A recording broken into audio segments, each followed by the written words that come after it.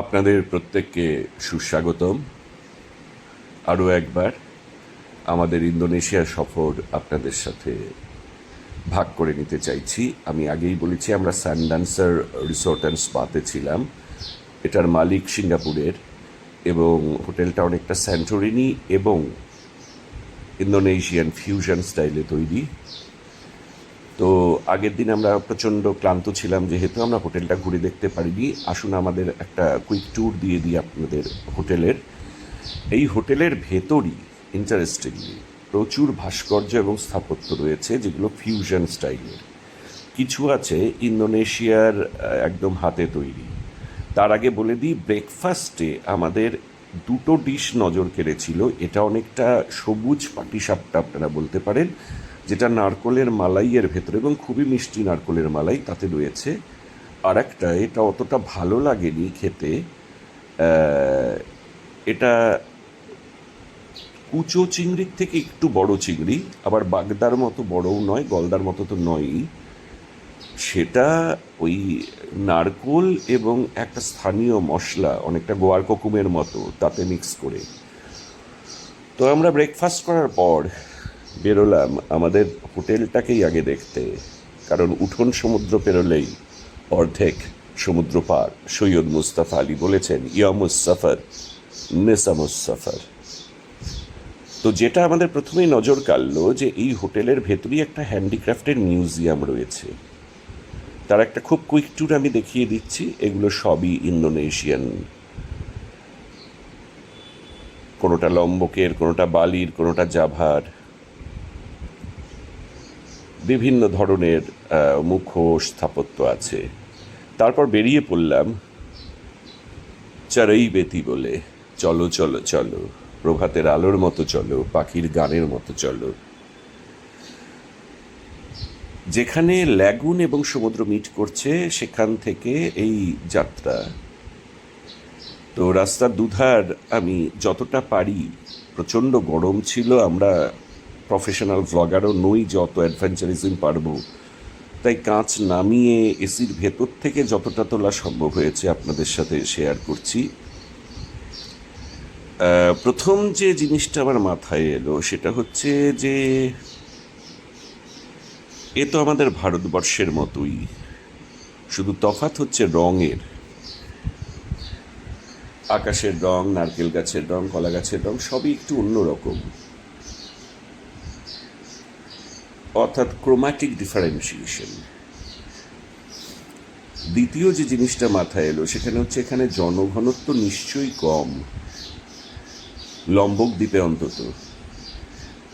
কারণ অনেক দূর গিয়ে গিয়ে একটা ছোট বাড়ি দেখা যায়।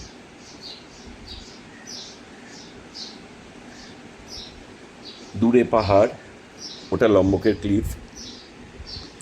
এই ক্লিফেই আছড়ে পড়ছে সমুদ্রের ঢেউ, এবং তাতে যে ক্যালসিফেরাস ডিপোজিশন হচ্ছে তাই দিয়েই বীজগুলো তৈরি হয়, সমুদ্র সৈকতের বালুগুলো তৈরি হয়। ধান ক্ষেত, কলা গাছের একটা প্রাচুর্য আছে। একসময় মনে আছে ছোটোবেলাতে যখন ব্ল্যাক অ্যান্ড হোয়াইট টেলিভিশনে, ওই বাংলাদেশ টেলিভিশনেই স্পেশালি, অ্যান্টেনা ঘুরিয়ে বুস্টার সেট করে সিঙ্গাপুর, হংকং, মালয়েশিয়া, মলয় ইন্দোচীন উপদ্বীপ, যেখানে জীবনানন্দ একটা অ্যালিউশন রেখেছেন, তখন প্রচুর কলা গাছের প্রাচুর্য দেখা যেত। অর্থাৎ তখন যদি ড্রোন টেকনোলজি থাকতো, হয়তো ছিল, আমাদের জানা ছিল না, তাহলে দেখা যেত যে কলা গাছ আর নারকেল গাছ বাদে পৃথিবীতে আর কোনো হার্টবিট নেই।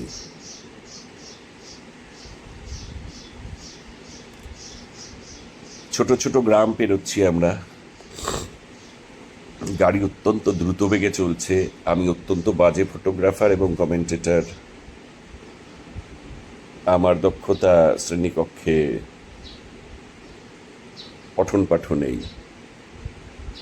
এগুলো নতুন ব্যাপার, মানে ভ্রমণটা নতুন ব্যাপার না, কিন্তু ভ্রমণটা ভাগ করে নেওয়াটা একটু নতুন ব্যাপার।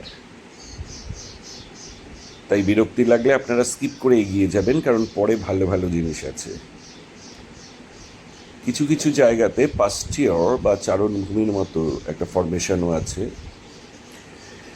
ফিরে এলাম হোটেল থেকে।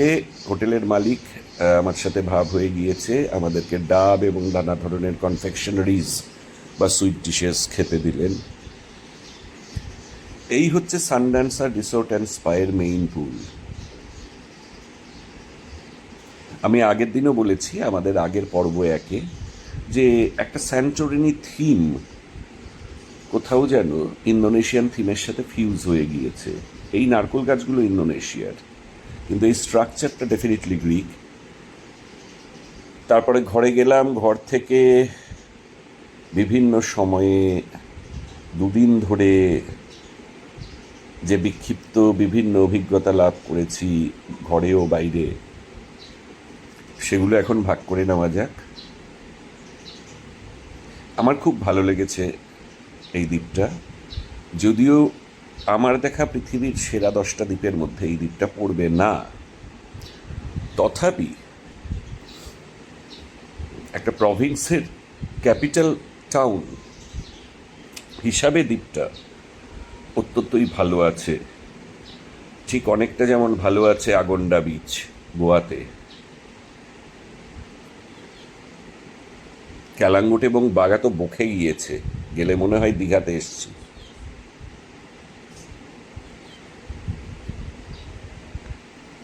ওই সেই white and blue Santorini themes, এগুলো ওই রুমগুলো যে রুমগুলোতে আপনারা অনায়াসে গ্রুপ ট্যুরে থাকতে পারেন। এগুলো প্রাইভেট পুল ভিলা নয়, কিন্তু সবকটাই পুলের দিকে। এই সেই সন্ধেবেলা আমার ক্যামেরা জাস্টিস করতে পারেনি, আমার ফটোগ্রাফি তো নয়ই, কিন্তু দেখে ইচ্ছে করে গাইতে।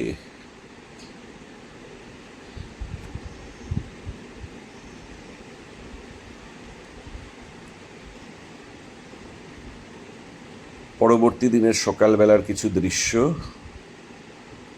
আমরা আমাদের 2.5তম দিন কাটাচ্ছি আমাদের ইপুল বাংলোয়। আবার সূর্যাস্ত, হোয়াইট পুড়ে কালো হয়ে গিয়েছে। আমি তো আরও পুড়ে গিয়েছি। আমার স্টুডেন্টরাই বলল, আপনি কত কালো হয়ে গিয়েছেন স্যার।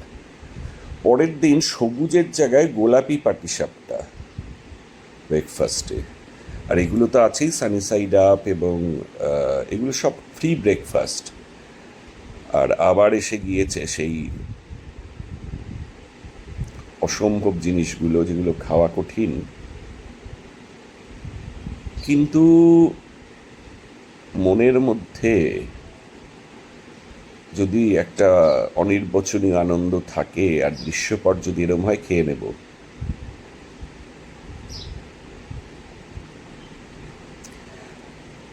আমার ছোটবেলায় কুচবিহারে বৈরাগী দিঘির চারপাশে নানা ধরনের পাম্পস ছিল। কোকো পাম্প তো কম ছিল, পামোলিন পাম্প ছিল, ডেট পাম্প ছিল। এখন সেগুলো বোধহয় বিজলি বাতি দিয়ে প্রতিস্থাপিত হয়ে গিয়েছে। আমরা যাচ্ছি এখন একটু জেটির উদ্দেশ্যে, কারণ আমাদের লম্বক থেকে যেতে হবে কৌলিপি, এমন একটা দ্বীপ যে দ্বীপে মোটর বাইক স্কুটার কিচ্ছু চলে না। শুধু আপনি হয় ঘোড়া চড়ুন, নইলে সাইকেল চালান, নইলে টাঙা করে যান, নইলে হেঁটে যান। দূষণ মুক্ত গিলি আইল্যান্ডস, যেটা আমাদের পরবর্তী এপিসোডে দেখাবো, এই দ্বীপের থেকে অনেক বেশি সুন্দর। তার আগে এই দ্বীপটা একটু তাড়িয়ে তাড়িয়ে উপভোগ করে নিচ্ছি আমি আমার মতো করে। এই হোটেলে আমরা এখন আবার ফিরে এসেছি এবং আমাদের যেহেতু পরবর্তী দিনের বুকিং হয়ে গেছে, তাই একবারের জন্য বলতে চাই, গোধূলি গগনে মেঘে ঢেকেছিল তারা, আমার যে কথা ছিল হয়ে গেল আজি হারা। গোধূলি গগনে মেঘে। আর অন্তরা একটা স্কিপ করে এটাও বলতে ইচ্ছে করছে, আর কি কখনো কবে এমনও সন্ধ্যা হবে।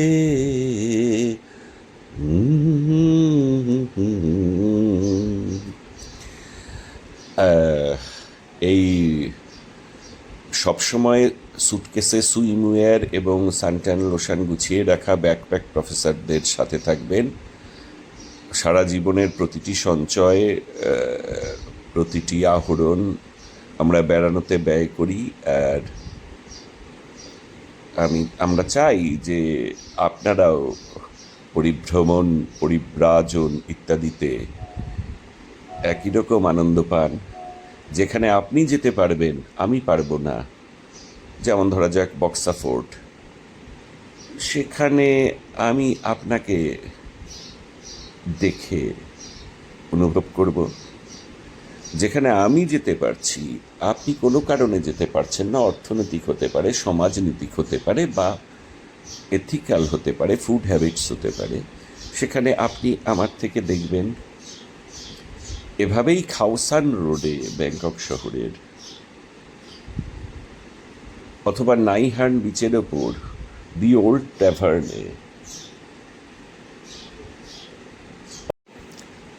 কোনো এক জায়গায়, somewhere in this big earth, on this big planet,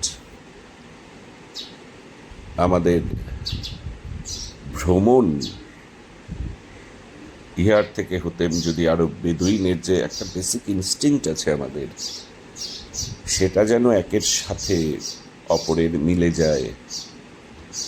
আর যদি খুবই খারাপ না লাগে আমাদের পরিবেশন, লাগতেই পারে, আমারও খুব একটা ভালো লাগছে না আমার পরিবেশন, স্কিলস নেই না, তো সেক্ষেত্রে যেন একজনের ন্যারেটিভের সাথে আর একজনের ন্যারেটিভ মিলে যায়, একজনের গল্পের সাথে, কথার সাথে, ডিসকোর্সের সাথে যেন আর একজনের কথা মিলে যায়, এই আশা রেখে লম্বক পার্ট 2 এখানেই শেষ করছি।